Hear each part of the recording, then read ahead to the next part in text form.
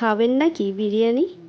নমস্কার, আমি প্রণতি রান্নাঘরে সবাইকে আমন্ত্রণ।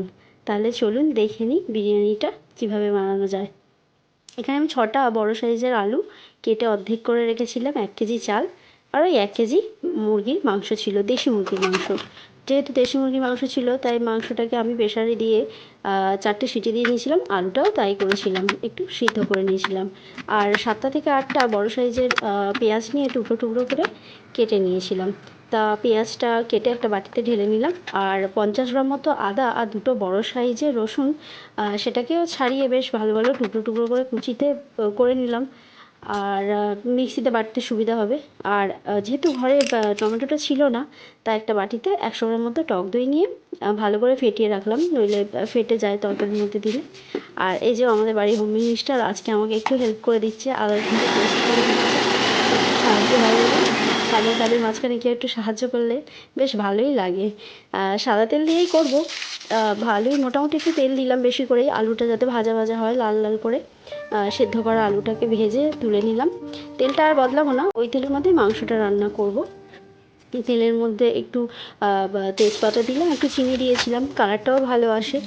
আর ওই যে কুচো করা পেঁয়াজগুলো ছিল সেগুলো দিলাম, লাল লাল মতো করে পেঁয়াজগুলো ভেজে পেস্ট করা আদা রসুনটা আর লঙ্কা গুঁড়ো হলুদ গুঁড়ো এটা যে যার স্বাদ অনুযায়ী দেবেন। যাতে বেশি, আমি বেশি দিইনি কারণ আমার ছেলে বেশি ঝাল খায় না। আর মাংস যেহেতু 50% সেদ্ধ হয়েই গেছিলো, তাই কড়ার মধ্যে মাংসগুলো দিয়ে দিলাম, দিয়ে মশলাগুলো লেগে যাচ্ছিলো বলে একটু জল দিলাম। আর স্বাদ মতো নুনটা দিয়ে দিলাম যাতে মাংসর মধ্যে ঢোকে। নুনটা ভালোভাবে একটু নাড়াচাড়া করে টক দইটাও দিয়েছিলাম। আঁচটাকে একটু কমিয়ে দেখুন, ভালোই বেশ হয়েছে কালারটা তো দারুণ এসছে, একদম লাল লাল। আর দেখুন পুরো তেলটা ছেড়ে দিয়েছে ওপর থেকে।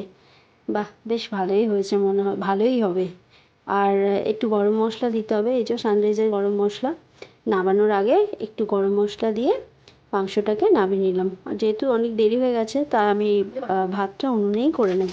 যে 1 কেজি চাল আধ ঘন্টা মতো ভিজিয়ে রেখেছিলাম, ওটা দিলাম। আর জলটা টকবক করে ফুটছিল, আমি তার আগে গোটা গরম মশলা আর একটু তেজপাতা দিয়েছিলাম। এই যে ভাতটা হয়ে গেছে, 90% মতো হয়ে গেছে ভাতটা। আর একটা বাটিতে ওই 200 গ্রাম মতো দুধ নিয়েছিলাম, ওর মধ্যে একটু কেওড়া জল আর মিঠা আতর দিলাম।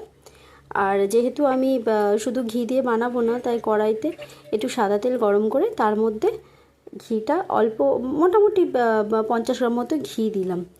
আর মাংসটা তলায় আলু আর মাংসটা দিয়ে ওপর থেকে চালটা দিয়ে তার উপরে বিরিয়ানির মশলা আর ওই যে কালারটা যেটা দুধটা গুলে রেখেছিলাম সেটা দিলাম। আর ওপর থেকে একটু গোলমরিচ দিলাম, বেশি দেবো না, ঝাল হয়ে যাবে যেহেতু। তার উপরে আরেকটু বিরিয়ানি মশলা আর অল্প একটু নুন ছড়িয়ে এই যে পুরোটা কালারটাও, কেশর ভেজানো কালারটাও দিয়ে দিলাম।